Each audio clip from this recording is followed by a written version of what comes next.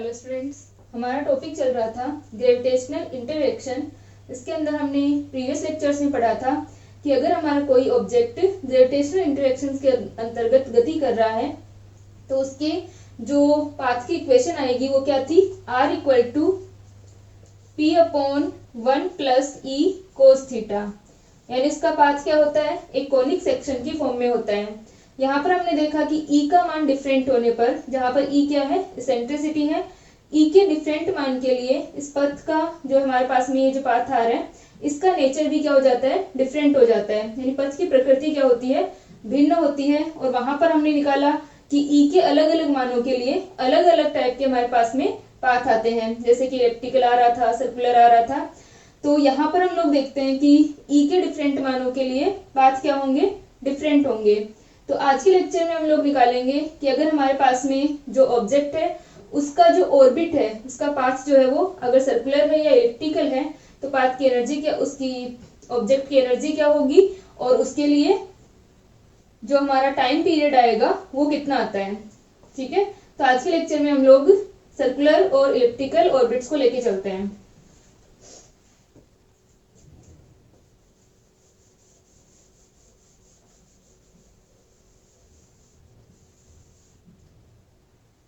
तो सबसे पहले हम बात करें सर्कुलर ऑर्बिट की।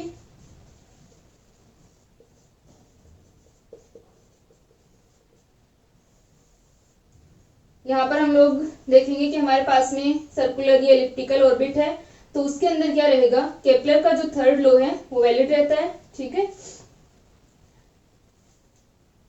तो यहाँ से सबसे पहले हम सर्कुलर ऑर्बिट के अंदर बात करते हैं कि हमारा जो गुरुत्वीय अन्योन क्रिया के अंतर्गत गतिशील कण के लिए हमने जो इक्वेशन निकाली थी, पथ का समीकरण जो निकाला था वो क्या आया था, सांख्यिक परिच्छेद के रूप में था। तो हम लिख देंगे पथ के समीकरण से,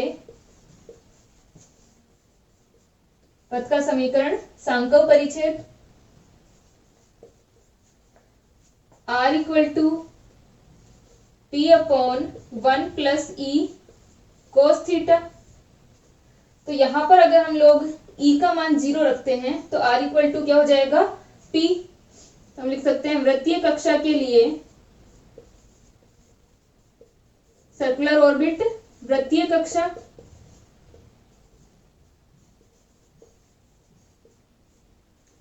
वृत्तीय कक्षा के लिए क्या होगा, E इक्वल टू 0। तो यहां से अपने पास में R का मान आ जाता है R इक्वल टू P। और P क्या था, P हमने किसको माना था, J square equal to M K. तो R equal to J square upon M K. तो यहाँ पर ये हमारी जो इक्वेशन आती है वो किसकी आती है, एक सर्कल की इक्वेशन आती है, क्योंकि R क्या होगा, X square plus Y square, X square plus Y square equal to J square upon M K. तो यहाँ पर ये हमारी इक्वेशन क्या है, सर्कल की इक्वेशन है। प्रीवियस लेक्चर में भी हम लोगों ने पढ़ा था। तो यहाँ पर अपने पास में E इक्वल टू 0 के लिए एक सर्कल की इक्वेशन आ गई।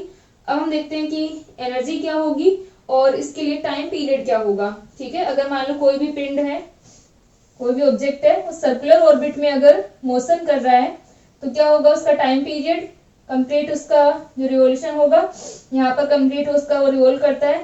तो इसके लिए अपने पास में टाइम पीरियड कितना आता है और उसकी एनर्जी क्या होगी। तो यहाँ पर हम देखते हैं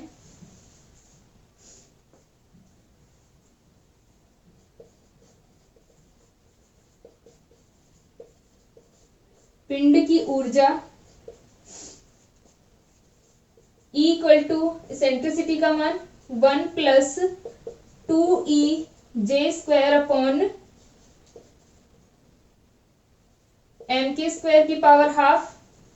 यही था अपने पास में E equal to 1 plus 2E J square upon M K square की पावर हाफ। यहां पर हम क्या रख दें, E इक्वल टू 0 रख दें।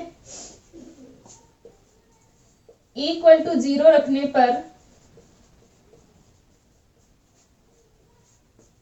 ये अपना आ जाएगा 1 plus 2E J square upon M K square equal to 0। तो यहां पर अपने पास में E का मान क्या आया, माइनस का M K square upon 2J square.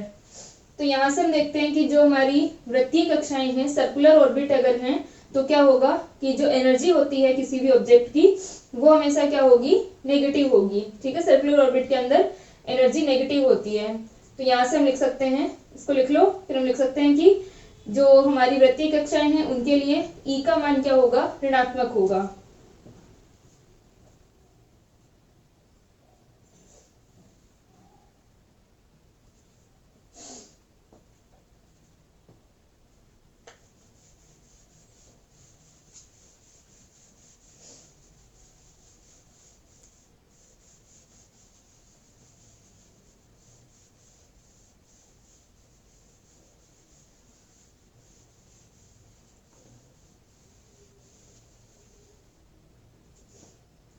तो ये अपना आ जाएगा वृत्तीय कक्षाओं के लिए सर्कुलर ऑर्बिट्स के लिए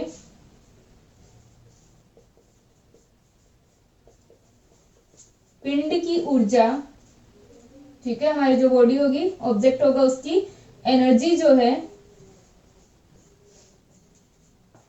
ऋणात्मक होती है।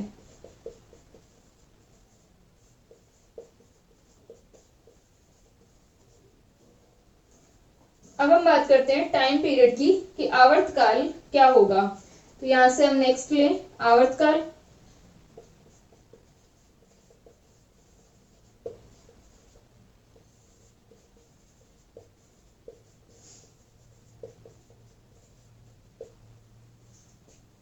कोणीय संवेग J इक्वल्स टू क्या होता है, कोणीय संवेग J equal to mr² omega. J का मान हमने क्या रखा था, mr² d theta upon dt। d theta upon dt हमारी एंगुलर वेलोसिटी होती है, कोणीय वेग होता है। तो J का मान i ओमेगा या mr² ओमेगा होता है।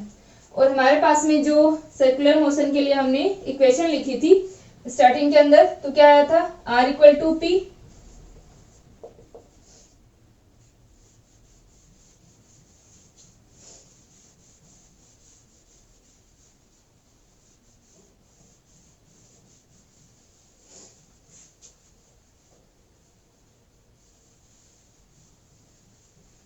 तो ये अपने पास में चूंकि r equal to P equal to क्या होता है, j² अपॉन m के। तो यहां से अगर हम j² का मान रख दें तो r इक्वल टू j² का मान क्या होगा, m² r4 ओमेगा² अपॉन m के। ठीक है, यहां से अपने पास में j का हम स्क्वायर कर दें, m² r4 ओमेगा² अपॉन m के, और एक m से एक m कैंसिल, और ये क्या हो जाएगा, k इक्वल टू एक m से एक m कैंसिल, एक r से एक r कैंसिल, r³ ओमेगा²। तो यहां से अपने पास में ओमेगा² का मान आ गया k अपॉन m r³। ठीक है, omega equal to k upon m r³। और ओमेगा का मान क्या हो जाएगा, omega equal to root k upon m r³। ये हमारे पास में किसका मान आ गया, ओमेगा का मान आ गया। अब जब हमारा टाइम पीरियड होता है, टाइम पीरियड का मान क्या होता है, हमारा जो फॉर्मूला होगा आवर्तकाल का, आवर्तकाल t इक्वल टू 2π/ओमेगा। ओमेगा की वैल्यू हमारे पास में है, ये वैल्यू हम पुट कर दें तो हमारे पास में क्या आ जाएगा, t का मान आ जाएगा। ठीक है, तो यहां से t इक्वल टू 2π/ओमेगा। तो हम इसको रख सकते हैं रूट अपॉन में ओमेगा, तो ये वैल्यू हो जाएगी mr³ अपॉन के, और t² हो जाएगा अपना 4π² अपॉन के,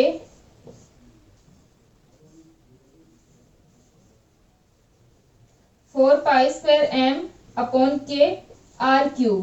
तो यहां से हम देख सकते हैं कि ये जो समीकरण है, ये इक्वेशन केपलर का जो थर्ड लॉ होता है वृत्तीय कक्षाओं के लिए, उस नियम की यथार्थता को सिद्ध करता है। ठीक है, यहाँ से हम देख सकते हैं कि केपलर का जो थर्ड लॉ है वो वैलिड रहता है किसके लिए, अपने पास में जो सर्कुलर ऑर्बिट है उसके लिए वैलिड होगा। टी स्क्वायर प्रोपोर्शनल टू क्या होगा, आर क्यूब होगा, क्योंकि बाकी के सारे वैल्यूज तो क्या है, कांस्टेंट है।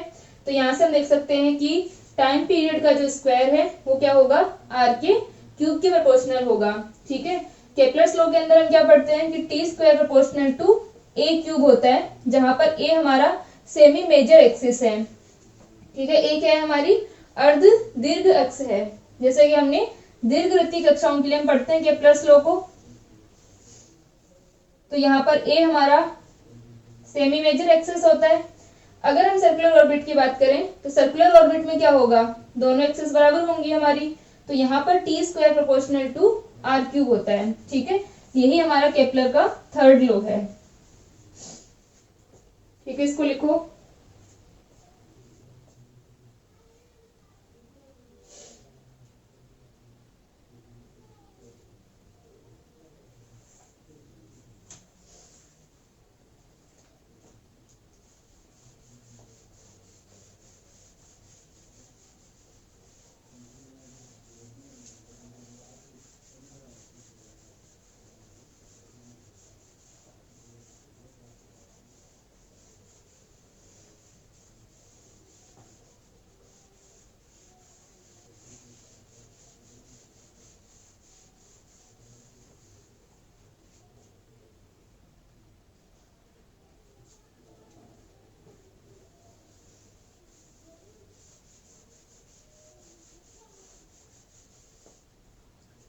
तो ये जो हमारा T square equal to 4 pi square M upon K R cube, तो हम लिख सकते हैं उपरोक्त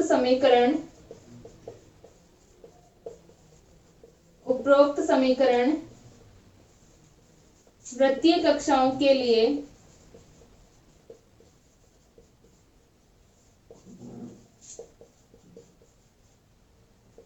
केपलर के तृतीय नियम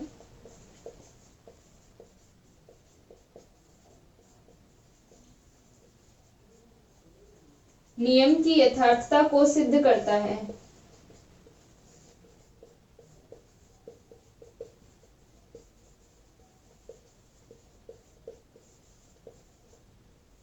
ठीक है, केपलर का जो हमारा थर्ड लॉ है उसकी वैलिडिटी को यहाँ पे क्या करेगा, ये प्रूव करेगा।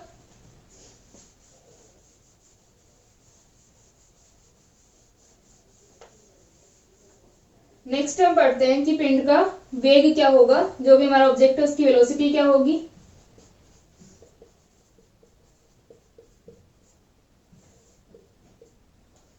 यहाँ पर हमने ओमेगा का मान निकाल लिया था। ठीक है, तो या जो हमारा v होता है, v इक्वल्स टू क्या होता है, ओमेगा आर होता है।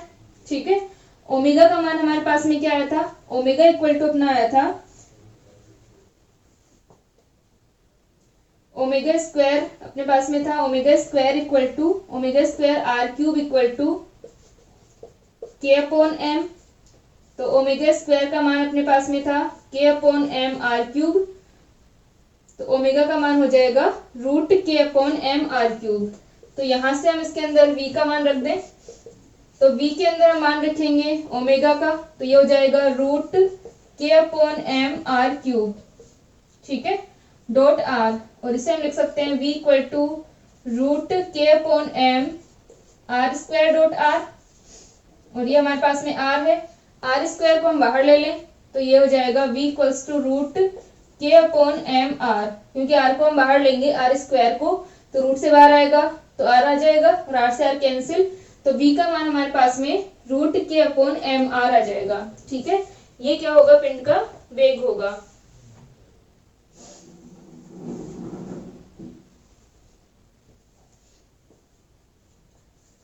ठीक है, तो इसके लिए हम लिख सकते हैं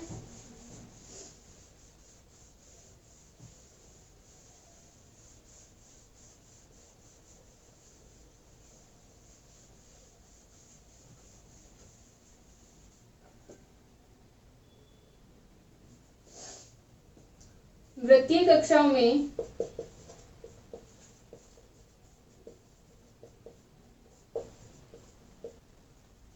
में पिंड का वेग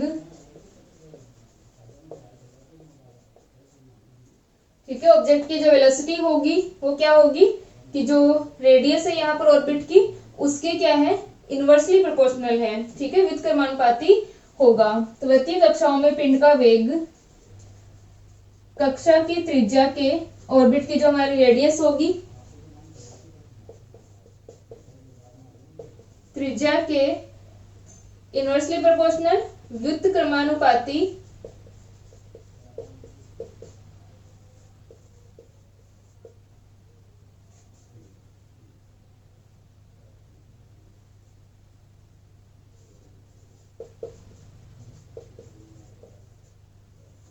ठीक है, तो यहाँ पर अपने पास में ये इसके इनवर्सली प्रोपोर्शनल होगा।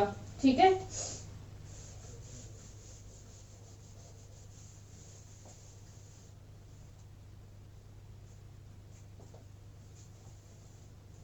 ओनली रेडियस की यहाँ पर हमने वर्गमूल भी होगा क्योंकि रूट के प्रोपोर्शनल है, v inversely proportional to under root R है। ठीक है, तो यहाँ पर हम लिख सकते हैं वे कक्षा की त्रिज्या के वर्गमूल के व्युत्क्रमानुपाती होता है।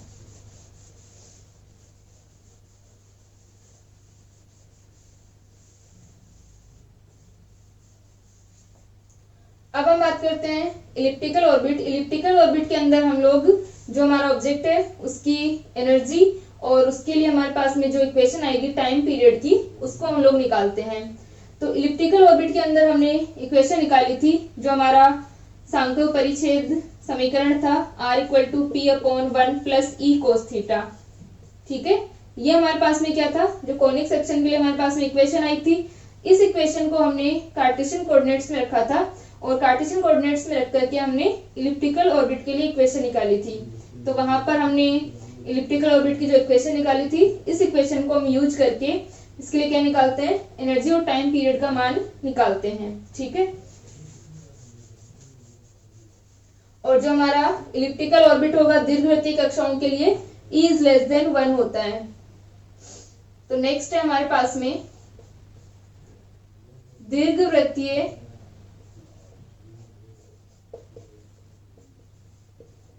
कक्षा।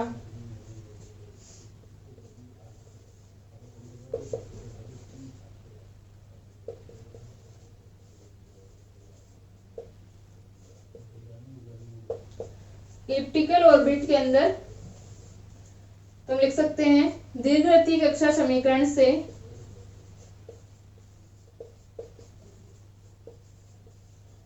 कक्षा के समीकरण या कक्षा का समीकरण निम्न होता है। निम्न प्रकार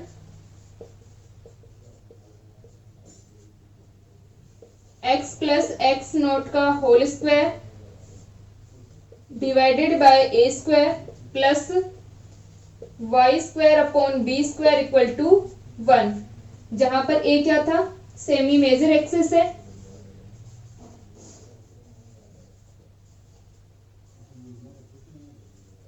और बी क्या है अपना, सेमी माइनर एक्सिस है।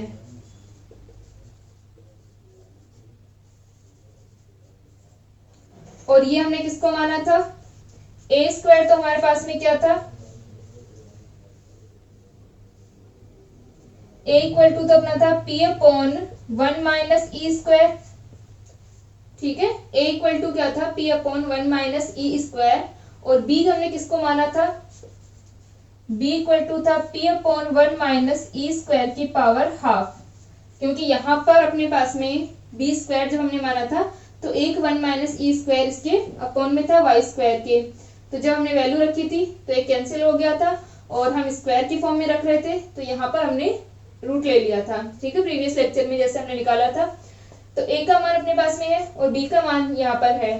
अब हम इस इक्वेशन के अंदर P और E का मान रख दें, यहाँ पर भी हम P और E का मान रख दें तो हमारे पास में E का मान आ जाएगा A और B की टर्म्स में। ठीक है, कि एनर्जी कितनी होगी वो हम देख सकते हैं। तो इसको लिख लो आप लोग एक बार।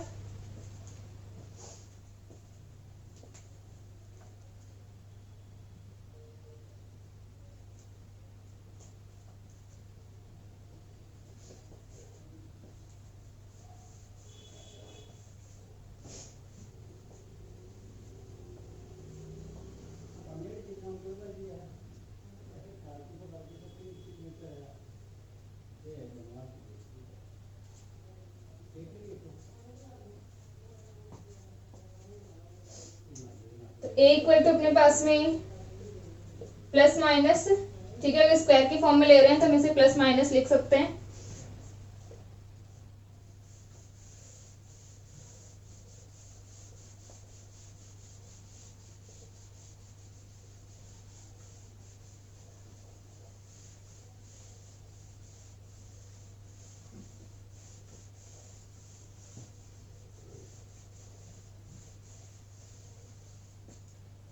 तो P इक्वल टू क्या है, P equal to J square upon M K, और E इक्वल टू क्या था, इसेंट्रिसिटी का मान 1 plus 2E J square upon M K square की पावर हाफ। ये दोनों वैल्यूज हम लोग A और B के अंदर रखते हैं, तो यहां से अपने पास में आ जाएगा A इक्वल टू P का मान हमने रखा जे स्क्वायर अपॉन एम के, इसी प्रकार अपने पास में 1 माइनस ई स्क्वायर, तो 1 माइनस ई का मान हमने रखा ई स्क्वायर की फॉर्म में रख रहे हैं तो अंडर रूट हट जाएगा, ओनली अपने पास में ब्रैकेट वाला मान आ जाएगा minus 2e J square upon M K square, 1 से 1 कैंसिल, तो ये बच जाएगा अपने पास में जे स्क्वायर अपॉन एम के into M K square upon 2e J square. तो एक एम से एक एम कैंसिल, एक के से हमारा के कैंसिल, तो ए इक्वल टू आ गया जे स्क्वायर से जे स्क्वायर भी कैंसिल हो जाएगा, तो के अपॉन 2e, ये हमारे पास में क्या आ गया, इसका मान आ गया ए का मान के अपॉन 2e। इसी प्रकार यहाँ पर ए जो हमारी सेमी मेजर एक्सेस है तो यहाँ पर प्लस माइनस दोनों हो जाएगी, तो ए का मान क्या है के अपॉन 2e आ गया, ठीक है, यहाँ पर हम प्लस की फॉर्म में लिख रहे हैं। इसी प्रकार b का मान हम निकाल सकते हैं p की और e की वैल्यू रख करके, तो यहाँ पर हम देखते हैं कि b का मान क्या होगा, b इक्वल टू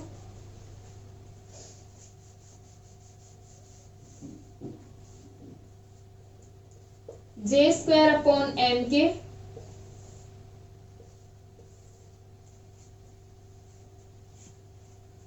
और यहाँ पर 1 माइनस ई स्क्वायर, तो 1 माइनस ई स्क्वायर हम करेंगे तो ये अपनी वैल्यू आ जाएगी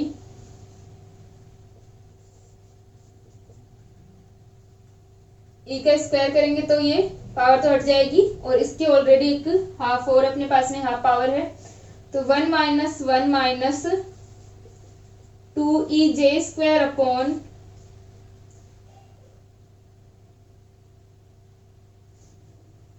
एम के स्क्वायर, ठीक है, यहाँ पर हम बी स्क्वायर ले लेते हैं तो ये अपना हट जाएगा और ये पी स्क्वायर हो जाएगा।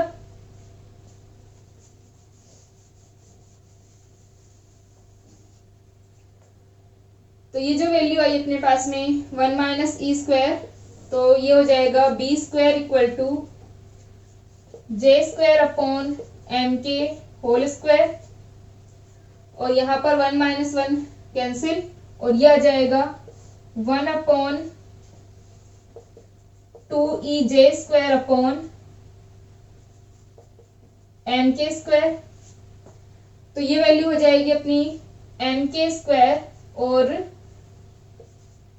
B square equal to J square upon, ये हो जाएगा J4 और ये हो गया M square K square, M K square ऊपर चला जाएगा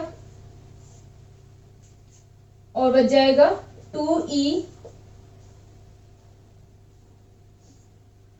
जे स्क्वायर, ठीक है। यहाँ पर अपने पास में ये वाली जो वैल्यू है अपनी, तो ये आ गया 2e J square upon M K square, या फिर चाहे तो हम इसको यहाँ पर अंडर रूट रख सकते हैं, ठीक है। तो ये जो अपनी वैल्यू थी 2e J square upon M K square, तो ये सारे कैंसिल हो जाएंगे यहाँ पर, तो ये हो जाएगा B square equal to J square upon,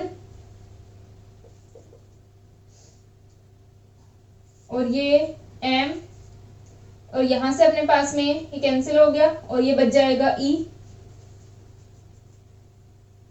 ठीक है, और एक एम ऊपर आ जाएगा अपने पास में, ठीक है, एम कैंसिल हो गया।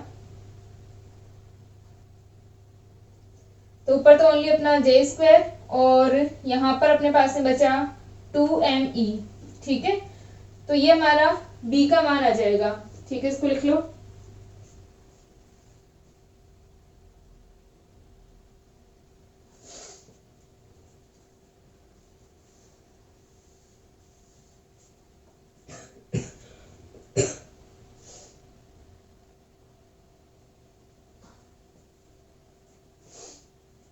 ठीक है, यहां तक हो गया।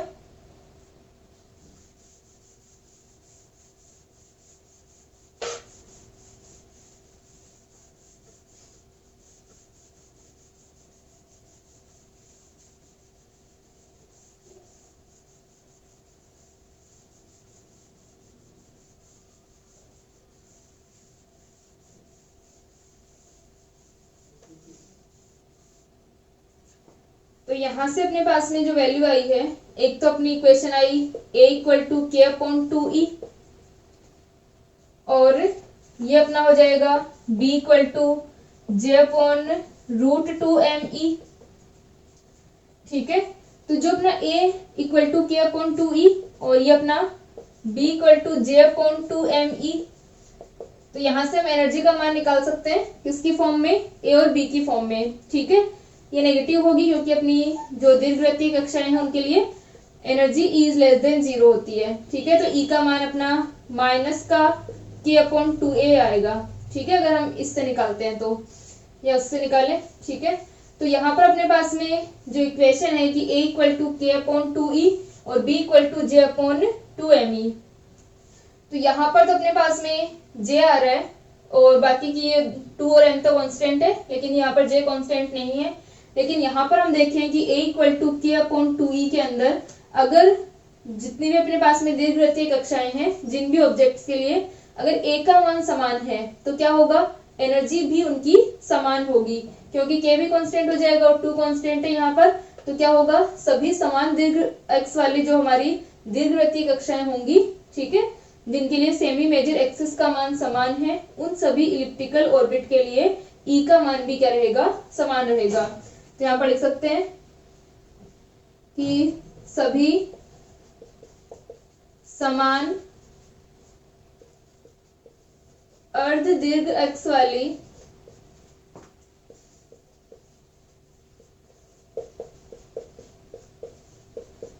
दीर्घवृत्तीय कक्षाओं के लिए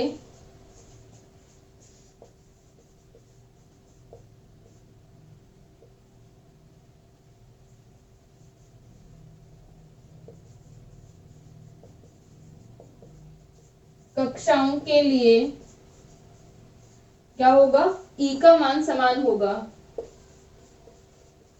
ऊर्जा समान होगी। ठीक है, तो ये हमारे पास में एनर्जी का मान जो आएगा वो हम इससे निकाल सकते हैं।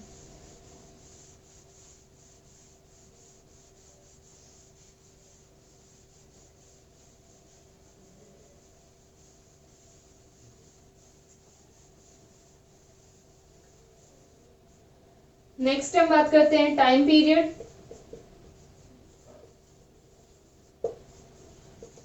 आवर्तकाल क्या होगा,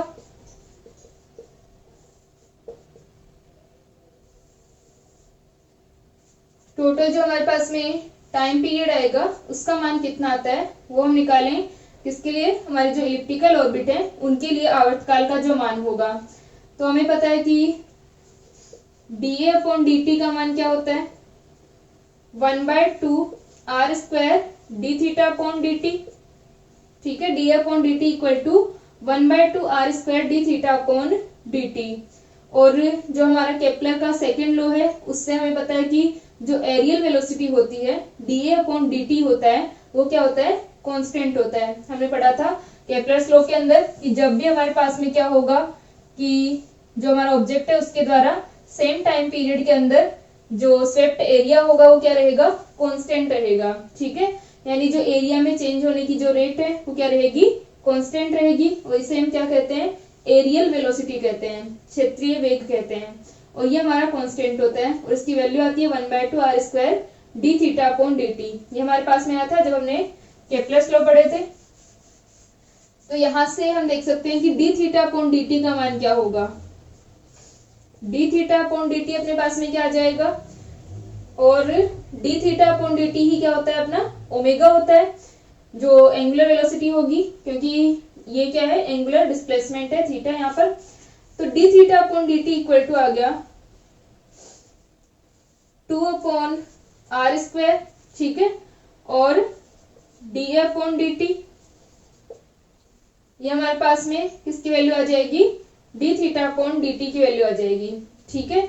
इससे हम लोग क्या निकाल सकते हैं, टाइम पीरियड निकाल सकते हैं, क्योंकि ये हमारा ओमेगा का मान आ गया, और अब हम लोग टी का मान निकाल सकते हैं, ठीक है।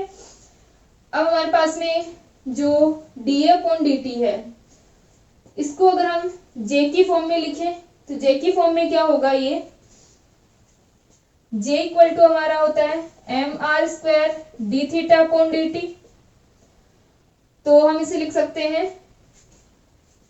ये हमारे पास में क्या है 1/2 एम को भी हम इधर ले लें, J upon 2 M equal to हो जाएगा 1/2 R square D theta upon D T, ठीक है।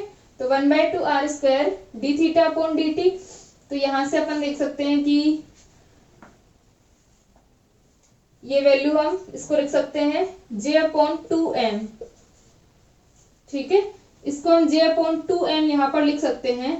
तो D theta upon D T equal to 2 upon R square D upon D T, या फिर अपना क्या हो जाएगा, ये D theta by D T का मान इससे निकाल ले हम लोग 1/2 R square D theta upon D T equal to J upon 2 M. तो 2 से 2 कैंसिल, और ये हो जाएगा J upon M R square. तो यहां से अपना आ गया D theta upon D T equal to J upon M R square. और अगर हम यहाँ पर एरिया की बात करें तो D A by D T का मान क्या होगा, D A by D T equal to J upon 2 M अपना आ जाएगा, ठीक है। और अगर हम टाइम पीरियड निकालना चाहते हैं तो यहां से हम लोग इस इक्वेशन से निकाल सकते हैं D upon D T equal to J upon 2 M से, क्योंकि यहाँ पर अपना जो एरिया होगा, यानी टोटल टाइम पीरियड के अंदर कवर्ड जो एरिया होगा कितना होगा, टोटल जो एरिया है, यानी यहाँ पर जो हमारा इलिप्स है उसका total area pi A B के इक्वल हो जाएगा, ठीक है।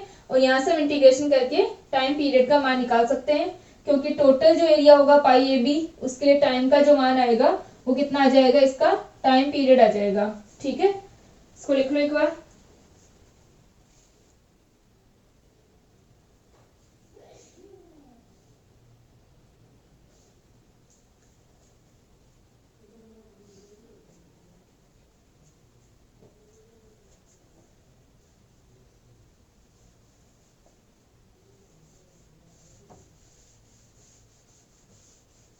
ठीक है, यहां तक हो गया।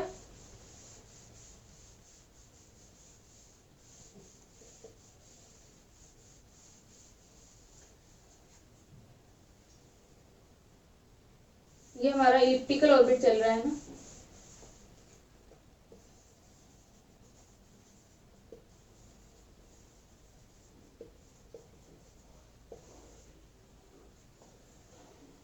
इसके अंदर हमने सॉरी दीर्घवृत्तीय कक्षाओं के लिए ऊर्जा समान होगी। तो यहाँ पर हम लिखेंगे कि सभी पिंडों के लिए, ठीक है।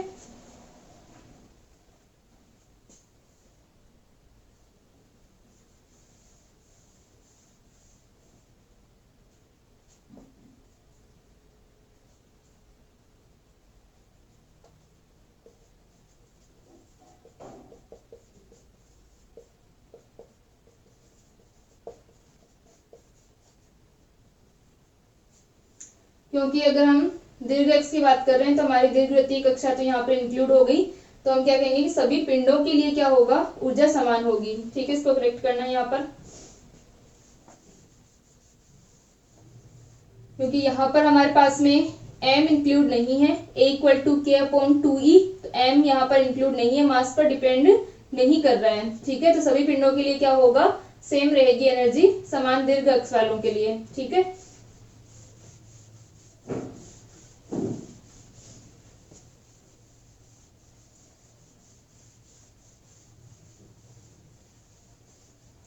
अब हमारे पास में dA upon dt equal to J upon 2m है। तो यहां से हम लिख सकते हैं कि एरिया कितना हो जाएगा, कुल एरिया, कुल क्षेत्रफल जो होगा, जिस फॉर्म में हम लिख रहे हैं इसको, हम लिख सकते हैं नाभिक को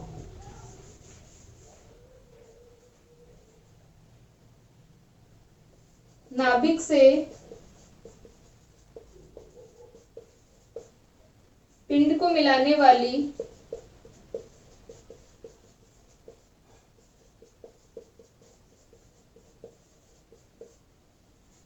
रेखा द्वारा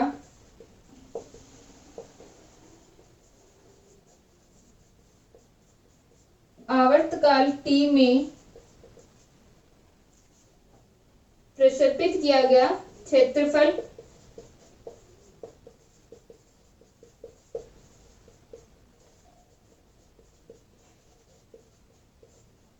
ठीक है। स्वेप्ट एरिया क्या होगा, हम यहाँ पर टाइम पीरियड की बात कर रहे हैं, जो टोटल टाइम पीरियड के अंदर अपने पास में कितना एरिया हो जाएगा, टोटल जो एरिया है A इक्वल टू अपने पास में पाई ए बी होगा। ठीक है, यानी अगर हम इंटीग्रेट करें dA को तो हमारे पास क्या आएगा, A आएगा, और ये जो एरिया है टोटल एरिया होगा पाई ए बी होगा। ठीक है, तो यहाँ पर हम लिख सकते हैं कि A equal to pi A B equal to J upon 2m dt, और ये कितने टाइम के अंदर, टोटल जो यहाँ पर हमारा टाइम पीरियड है 0 से लेकर के t के अंदर। ठीक है, तो A equal to pi A B equal to 0 to t J upon 2m dt, ये हमारे पास में इक्वेशन आएगी एरिया की। तो यहां से हम देख सकते हैं कि पाई ए बी, ए और बी यहाँ पर अपनी एक्सिस है, और ये हो जाएगा J अपॉन 2m dt। तो इसको हम लिख सकते हैं pi A B equal to 0 to t J upon 2m और t। तो टाइम पीरियड का मान कितना आ जाएगा,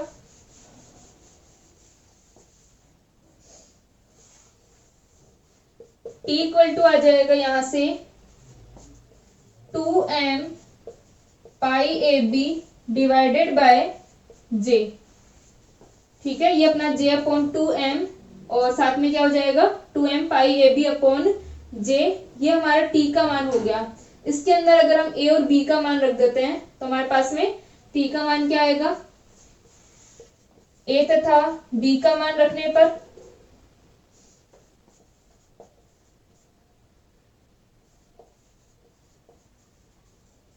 t इक्वल टू हो जाएगा 2m pi A B, a equal to क्या था,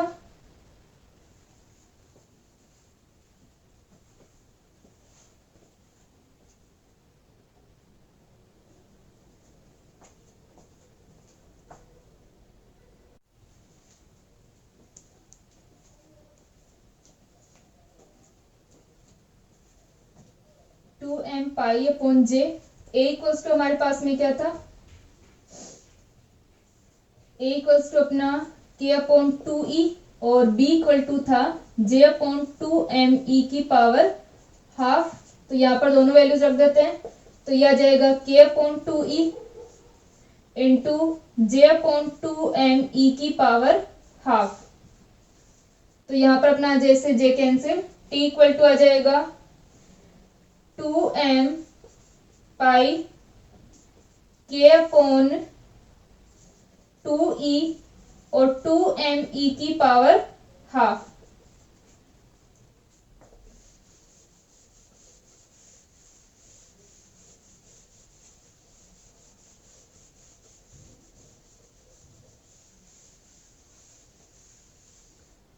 तो t इक्वल टू 2 से 2 कैंसिल, इसको हम लिख सकते हैं m square pi square k square upon 2 से तो हमारा ये 2 कैंसिल हो गया, और इसे हम लिख सकते हैं 2m, इस वाले e को हम स्क्वायर की फॉर्म में लिख देते हैं क्योंकि हम टोटल यहाँ पर पूरे का क्या ले रहे हैं, रूट ले रहे हैं। 1/2 पावर लिखेंगे तो e स्क्वायर इसको लिख लेते हैं, एक e ये है, तो ये हो जाएगा e क्यूब और इसकी पूरे की पावर हाफ। ठीक है, ये यहाँ पर अपने पास में वैल्यू आ गई। तो ये जो टाइम पीरियड का मान आया है वो किसके पदों में है, ई के टर्म्स में अपने पास में। अब अगर हम ई को वैल्यू हम यहाँ पर रख दें ए इक्वल टू के अपॉन 2 ई से, ठीक है, तो हम किसके पदों में निकाल सकते हैं, ए की टर्म्स में इसको निकाल सकते हैं, ठीक है। तो हम निकालते हैं ए के पदों में आवर्तकाल time period T equal to M square pi square K square upon 2m E cube. तो ई क्यूब हम रखेंगे तो हो जाएगा K cube upon 2a cube की पावर हाफ, 2 का भी क्यूब होगा तो ये 8 बन जाएगा, ठीक है। यहाँ पर हमने ई का मान रख दिया है वहां से, तो t इक्वल टू आ जाएगा एक m से एक m कैंसिल, ठीक, और 2 यहाँ पर 4 हो गया, 4m पाई स्क्वायर, और ये एक के भी हमारा कैंसिल, तो 4m पाई स्क्वायर अपॉन के और a की पावर 3/2, तो टी स्क्वायर इक्वल टू हो जाएगा a क्यूब। तो यहाँ पर हम देख सकते हैं कि T square proportional to a cube है। तो दीर्घवृत्तीय कक्षाओं के लिए हमारे पास में केपलर नियम की यथार्थता यहाँ पर सिद्ध होती है। तो ये हमारा क्या हो जाएगा, टाइम पीरियड का मान ए के टर्म्स में। अब हम लोग निकालते हैं कि वेलोसिटी क्या होगी, पिंड का वेग क्या होगा।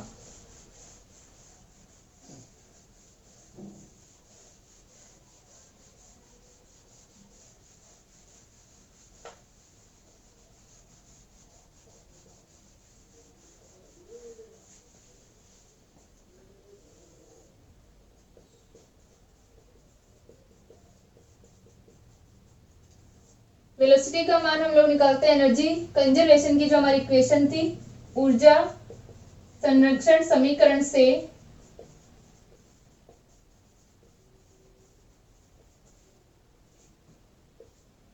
One by two M D R upon D T का होल स्क्वायर माइनस का J square upon 2mr² plus का u, और यहाँ पर हमने पोटेंशियल एनर्जी को क्या लिखा था, u इक्वल टू माइनस का k बाय आर, माइनस का k by R equal to, क्योंकि जो हमारे गुरुत्वीय अन्योन्य क्रिया से संबंधित जो हमारे केंद्रीय बल होते हैं, ग्रेविटेशनल इंटरएक्शन से रिलेटेड जो हमारे सेंट्रल फोर्सेज हैं, इनको हमने डिफाइन किया था माइनस का k अपॉन आर स्क्वायर में। तो यहाँ से u का मान माइनस का k upon R equal to E, तो ये आ जाएगा half M D R upon D T का होल स्क्वायर, ये हमारी इक्वेशन आ गई। अब j इक्वल टू क्या होता है, M R square D theta upon D T, तो j स्क्वायर क्या हो जाएगा, एम आर का स्क्वायर और D theta upon D T का होल स्क्वायर। वैल्यू रख दें हम 1/2m D R upon D T का होल स्क्वायर प्लस माइनस का, ये हमारे पास में प्लस होगा, प्लस का जे स्क्वायर अपॉन 2mr², तो जे स्क्वायर की वैल्यू हम रखें mr² का होल स्क्वायर अपॉन 2mr², और ये हो जाएगा अपना D theta upon D T का होल स्क्वायर माइनस का k upon R equal to E. ये हमारी किसकी वैल्यू आ गई, ये इक्वेशन हम इस फॉर्म में रख सकते हैं, जे स्क्वायर का हमने मान रख दिया। तो अब हम इसमें से क्या करें, 1/2m को हम कॉमन ले लें, तो ये हो जाएगा D R upon D T का होल स्क्वायर, और यहाँ पर अपने पास में क्या है, जे स्क्वायर अपॉन 2mr², और हमने यहाँ पर एक m और r स्क्वायर हमारा कैंसिल हो जाएगा, तो ये क्या बचेगा,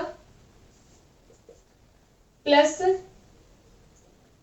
r² D theta upon D T का होल स्क्वायर, ठीक है।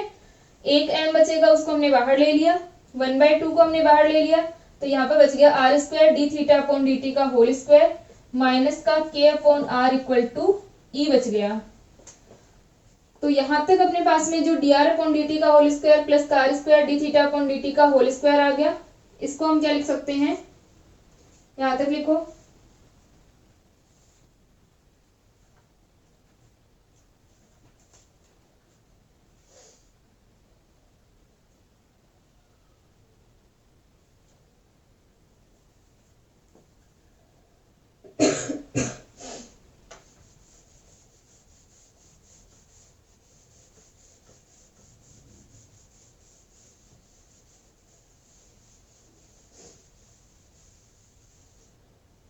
तो अब यहाँ पर अपनी जो वैल्यू है v जो होगा, v का मान क्या होगा, वेलोसिटी जो है यहाँ पर किसकी वजह से रहेगी, r की टर्म्स में भी और थीटा की टर्म्स में भी होगी। ठीक है, पिंड का जो कक्षीय वेग यहाँ पर होगा वो क्या होगा, पिंड का कक्षीय वेग v equal to V R square plus V theta square की पावर हाफ। ठीक है, root V R square plus V theta square, इसका मैग्नीट्यूड यहाँ पर हम लिख रहे हैं क्योंकि यहाँ पर हमारी रेडियल वेलोसिटी भी होगी और आर कैप और एंगुलर वेलोसिटी होगी थीटा कैप की डायरेक्शन में। ठीक है, आर और थीटा के लिए हम यहाँ पर लिखते हैं, तो टोटल जो वेलोसिटी आएगी वो वी आर और वी थीटा की फॉर्म में आएगी। वी आर हमारा normally D R upon D T होगा, वी थीटा हमारे पास में क्या होगा, यहाँ पर एंगुलर डिस्प्लेसमेंट कितना है अपना, जो यहाँ पर आर्क था इस तरह से, तो ये वाला जो डिस्प्लेसमेंट है आर डी थीटा है, तो ये वेलोसिटी आएगी are D theta upon D T. ठीक है, तो वी थीटा का मान और ये हमारी वी आर का मान, तो वी आर का square plus V theta square की पावर हाफ,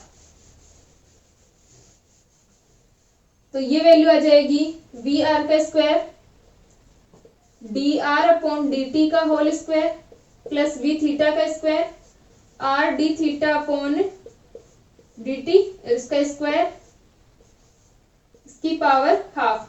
ये समझ आ गया आप लोगों को कि R D theta upon D T कैसे, जैसे इस प्रकार था अपना, ये हमारा थीटा है, तो ये जो डिस्प्लेसमेंट है वो इतना हुआ है, एंगुलर डिस्प्लेसमेंट जो है, और इसका मान आर डी थीटा होता है। अगर ये आर है अपना, तो वेलोसिटी कितनी हो जाएगी, are D theta upon D T, और इसको हम लिख सकते हैं वी स्क्वायर लिख सकते हैं अगर हम इसकी पावर को हटा दें।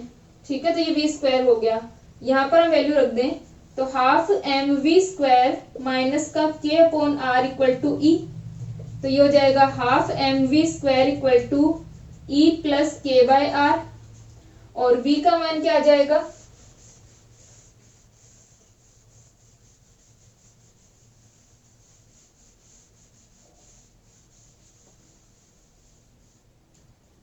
v square equal to 2m 2/m और e plus K by R, और इसका स्क्वायर यहां से हटाए तो पावर हाफ पूरे की आएगी, तो v इक्वल टू अपने पास में आ गया root 2/m e plus K by are. ठीक है, और दीर्घवृत्तीय कक्षाओं के लिए क्योंकि e इक्वल टू क्या होगा माइनस का k अपॉन 2a, दीर्घवृत्तीय कक्षाओं के लिए अपने पास में, तो हम इसे लिख सकते हैं k बाय आर माइनस का k अपॉन 2a। एनर्जी हमारी इज लेस देन 0 होती है, और यहाँ पर हमने लिखा था equation a equal to k upon 2e, वहां से e इक्वल टू माइनस का k अपॉन 2a आ जाएगा, तो v का मान आ गया root 2k bye m 1/r minus का 1/2a। ठीक है, ये हमारी दीर्घवृत्तीय कक्षा में पिंड का जो वेग होगा वो वैल्यू आ गई। ठीक है, तो इस प्रकार हम लोग ऑर्बिट इक्वेशंस जो है हमारी, उनको यूज करके हम यहाँ पर वेलोसिटी, टाइम पीरियड और एनर्जी को निकाल सकते हैं।